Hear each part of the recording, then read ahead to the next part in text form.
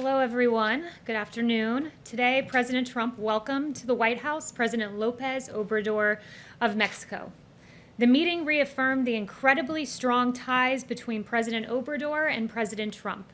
The leaders noted that many people have bet against their ability to work together in a strong and productive fashion, but rest assured, they work together and they work together well.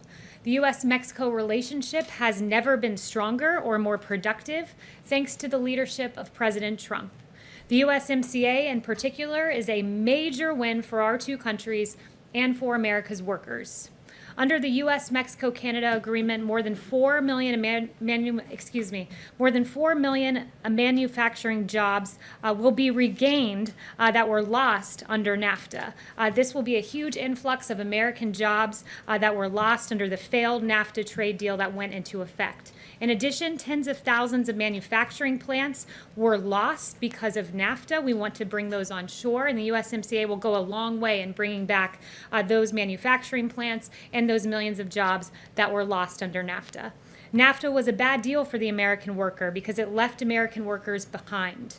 Many politicians forgot the damage wrought by disastrous trade deals such as NAFTA, but President Trump did not forget. It took this president to change the status quo, renegotiate NAFTA, and secure a better deal for the American worker. And here's why. The USMCA alone will create 176,000 American jobs. We believe the other trade deals that this president has negotiated will add to that number and help undo a lot of what NAFTA has done. The USMCA will boost American manufacturing, including wages, new jobs, and exports. And the USMCA will create 76,000 auto manufacturing jobs, crucial to the well-being of this country.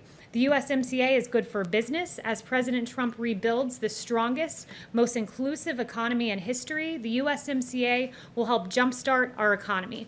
The USMCA is projected to increase GDP by $235 billion. This means jobs, jobs, jobs.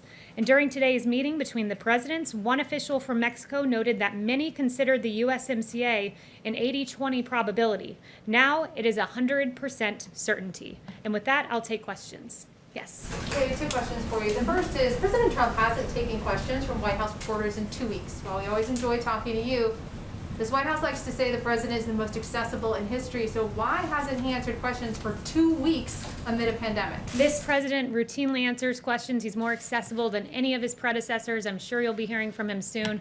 He's always up to the job, but he's hard at work in the Oval Office. And also, is the administration retaliating against Dr. Fauci for publicly contradicting the president? Today, he was told to come here to the White House for the task force meeting, which meant he could not answer questions from reporters. Look, that's a decision for the task force as to who appears at the briefings, but you've heard from a lot of our doctors. Today you heard from Dr. Birx. Dr. Fauci's appeared on 6 TV programs since June 1st. You just heard from him in a task force briefing on June 26th, and he participated in the Vice President's governor's briefing on COVID-19 on June 29th. So you've heard from him recently, along with the rest of our doctors in the past 5 days. Dr. Hahn's been on TV 6 times as well. Does the president still have confidence in Dr. Fauci? The president has confidence in the conclusions of our medical experts, but it's up to him to determine what to do with that information and to take what we hear from Dr. Fauci, Dr. Birx, and others, and take what he values in their opinion and come to the ultimate consensus that's best for this country. Kayleigh. I have 2 questions as well. One, what is it exactly in the CDC guidelines that the president doesn't like?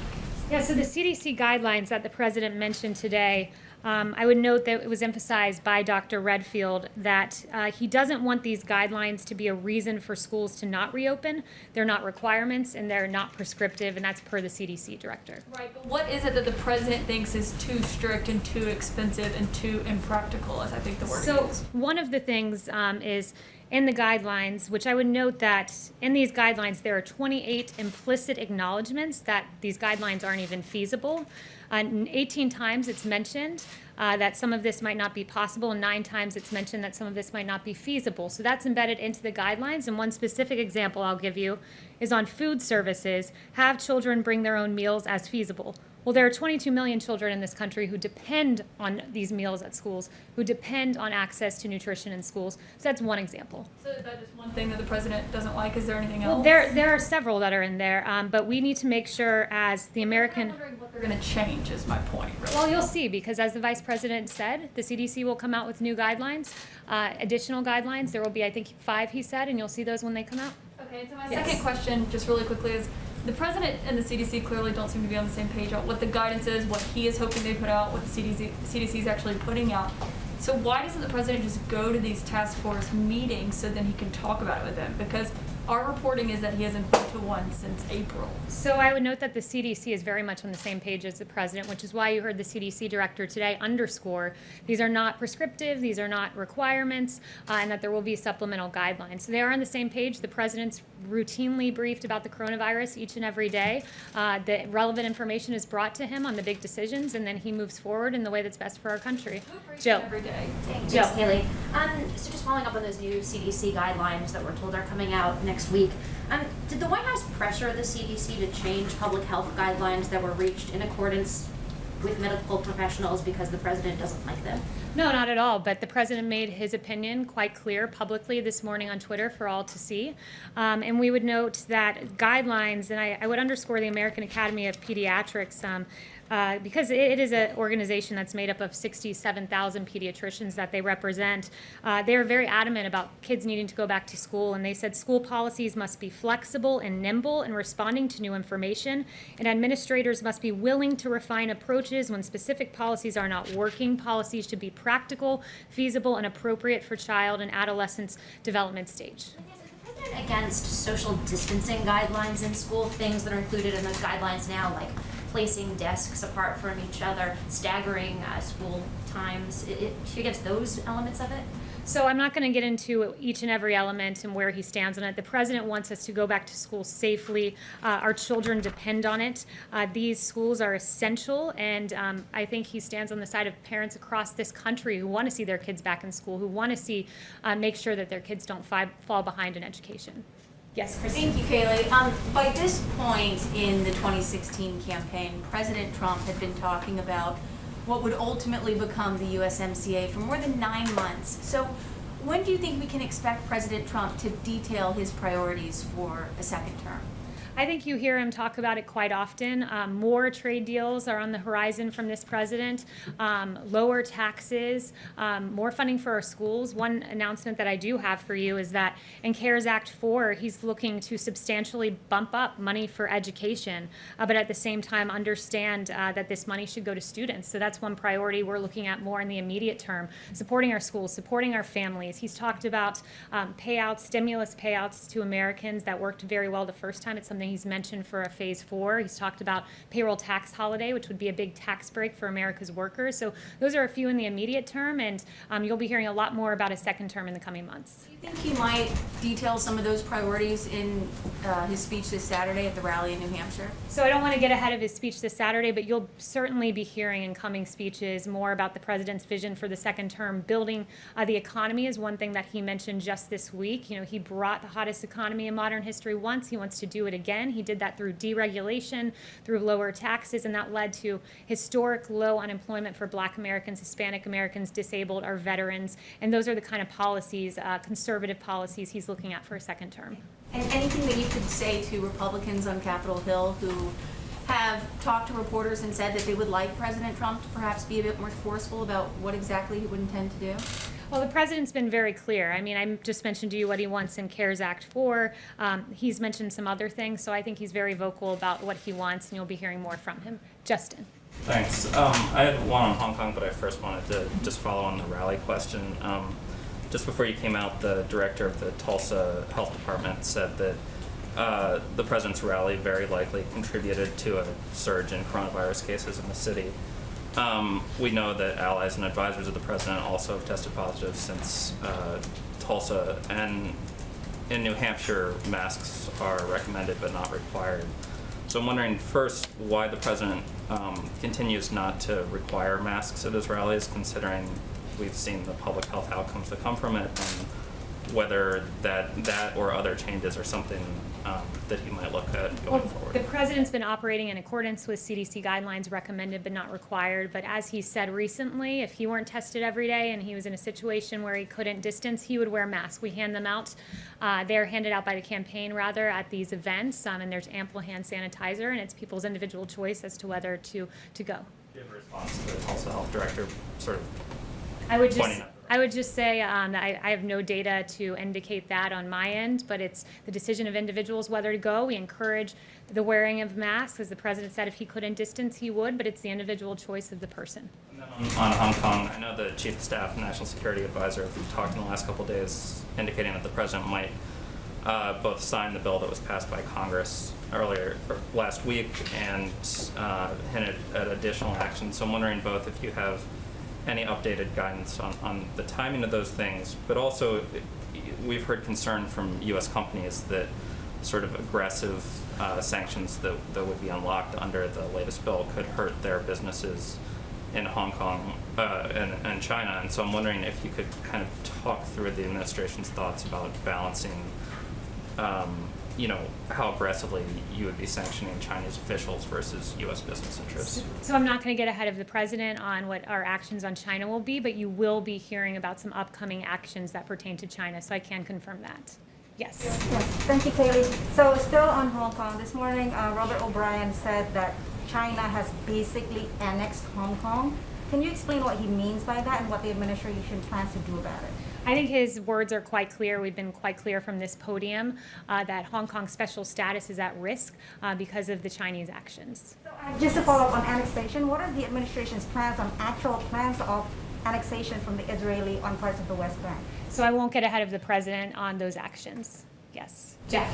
Thanks, Kayleigh. You mentioned education before. The president said in his tweet this morning that he might take funding away.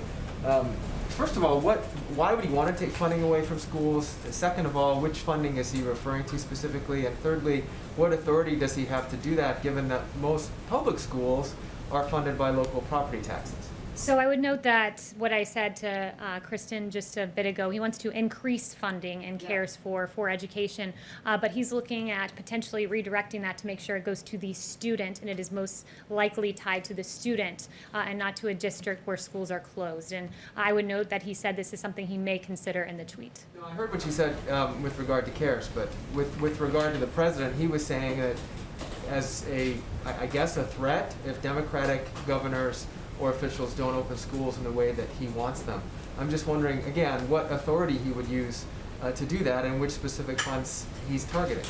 Yeah, not in the ways that he'd want them to open. He wants them to reopen altogether. He wants students to be welcomed back to these schools because there are real consequences. Let's be clear about what we're talking about here. We're talking about a situation where you have the American Academy of Pediatrics talking about the negative impacts of children not in schools. Learning deficits is among them.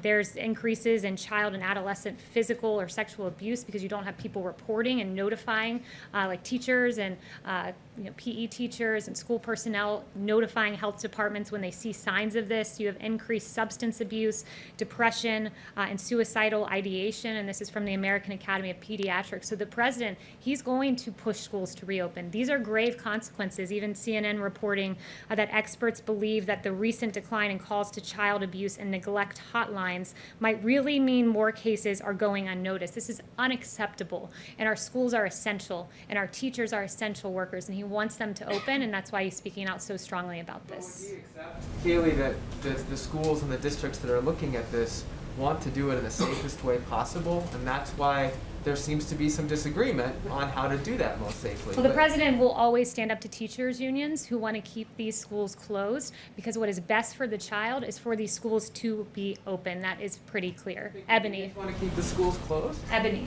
Thank you, Kayleigh. Just following on from Jeff's question, New York City officials today said that schools would go back in the fall on a staggered schedule of 2 to 3 days a week. I'm wondering if that's something that the administration and the president supports. So I haven't spoken to him about that plan in particular, but it's encouraging anytime you see that some kids will be welcomed back onto the campus. Haven't spoken to him specifically about the New York scenario. Another question. The Supreme Court is expected to rule tomorrow on whether or not the president can keep his financial records.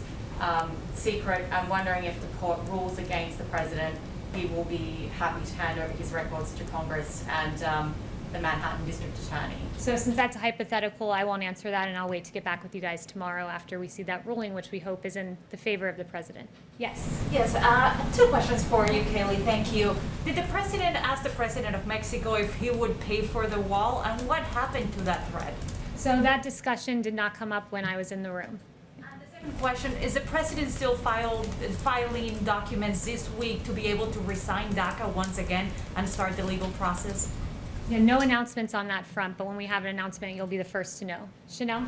Thank you, Kayleigh. Going back to the executive orders that Meadows had mentioned earlier this week, is President Trump going to discuss with President Obrador any details about this executive order as he drafts it up, or as he? So in the discussions I was a part of, there was not an executive order discussed, but there will be some executive orders this week. Can you give us a preview of what they might entail? No preview, but there will be some this week. Yeah. What about Justin Trudeau and his non-appearance today? What messaging does that give to the rest of the world as they're watching this USMCA for us? Well, Canada was unable to travel because of the restrictions they have in their country with regard to COVID. Yes. I wanted to, I'm Kayleigh with Factba. I wanted to ask you to confirm if President Trump and President Lopez Obrador talked about immigration at all in their meeting today. It came up briefly, and just noting the great cooperation that has been had between Mexico and the United States. Mexico mobilizing those troops to the border went a very long way. President Obrador has been a great partner to this country, both on the USMCA and with regard to immigration, and with regard to drug interdiction. A lot of lives have been saved thanks to President Trump and President Obrador's cooperation. Yes. Nothing new that President Trump asked President Lopez Obrador to do on immigration or the border. So I won't get into their private details and private conversations, other than to note that there's been great cooperation, and that was noted today. Yeah. Yes. Thanks, Kayleigh. Two questions. Following up on Jeff's question, you have, from behind the podium, talked about the importance of federalism, local and state officials being able to decide what to do with their own residents. How come when it comes to schools, the president is threatening schools, saying that if they don't follow his guidance in terms of what they should do in reopening, that he's going to threaten their funding? Why is that federalism principle not being followed? Because he thinks that funding should go to the child. It should be there for children who are going to school. Keeping schools closed down is an untenable prospect, and if this administration is going to stand for anything, it's going to be standing against child abuse, which reporting falls when schools are closed. It's going to be standing for educational equality, because as noted by McKinsey and Company, I was reading some very detailed studies today that learning loss will probably be greatest if schools stay closed among low-income Black and Hispanic students. This president fights for school choice. He fights for opportunity, and he'll fight for schools to stay open, because those disproportionately impacted are minority communities. High school dropout rates, that's another thing. We know that in the wake of school closures after Hurricane Katrina and Hurricane Maria, 14 to 20% of students never returned to school, and there's an estimate that 2 to 9% of high school students could drop out as a result of a permanent shutdown in schools. Our schools are important. They have to stay open. They are essential, and the president will stand on the side of our children. Second question, there has been a recent book that was written with a quote attributed to one of your colleagues, Katie Miller, saying, if you come to America, you should assimilate. Why do we need to have Little Havana? Is that a statement that this administration, this White House stands behind? So I spoke to Katie before coming out here, and she says that those quotes are not true as described in the book. And I'll tell you this, that there's no greater ally of the Cuban community than President Trump. He loves the Cuban community. He's moved his residence down to Florida, South Florida in particular. And there's no greater advocate against socialism than the Cuban community in this country, and than this president who said America will never be a socialist country. Yes. Thanks, Kayleigh. So the city of Houston just a little while ago canceled the Texas Republican convention because of COVID concerns. Are there any fresh thoughts about scaling back Jacksonville? No, we're still moving forward with Jacksonville. It'll be a safe event, it will be a good event, and it will be up to the RNC as to how those details are hashed out. Can I ask an education question, not lower school, but colleges and universities? A couple of them at least are challenging the ICE ruling having to do with visas for foreign students when universities are not holding in-person classes. And I'm wondering if that is aimed at pressuring colleges to fully open, that feel maybe that it's not safe to do so. I think the policy speaks for itself. You know, you don't get a visa for taking online classes from, let's say, University of Phoenix. So why would you if you were just taking online classes generally? And I would note with regard to Harvard and MIT suing over this, and all due respect to my former alma mater, perhaps the better lawsuit would be coming from students who have to pay full tuition with no access to in-person classes to attend. Yes. When it comes to the flexibility with the Jacksonville event, could that flexibility include moving events elsewhere if the case counts continue to rise in Florida, even possibly back to Charlotte if the cases stabilize there or go down? You know, I'll leave that to the president and not engage in hypotheticals, but he's very excited to go to Florida. It's his home state. Jacksonville is the designation and the designated place of the Republican National Convention. Consider how to proceed forward. As schools are potentially considering perhaps a middle-of-the-road approach that, for example, New York is looking at, is that something that is acceptable to the president, this half home, half in the building, as opposed to opening them up fully? Yeah, I'll leave that to the president. I haven't spoken to him specifically about the middle of the road approach, but I will talk to him about that and get an answer for you. One thing I want to leave you with, and thank you all, these were very good and very thoughtful questions, so I appreciated them. This is a bit of a news item.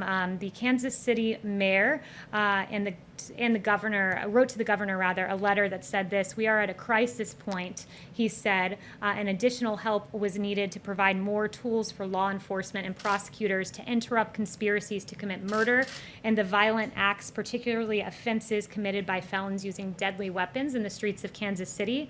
And as of yesterday, Kansas City had reached 100 homicides, a 40% increase from last year, according to the mayor's office. Absolutely tragic numbers. And Attorney General Barr has announced that there will be a launch of what's going to be called Operation Legend.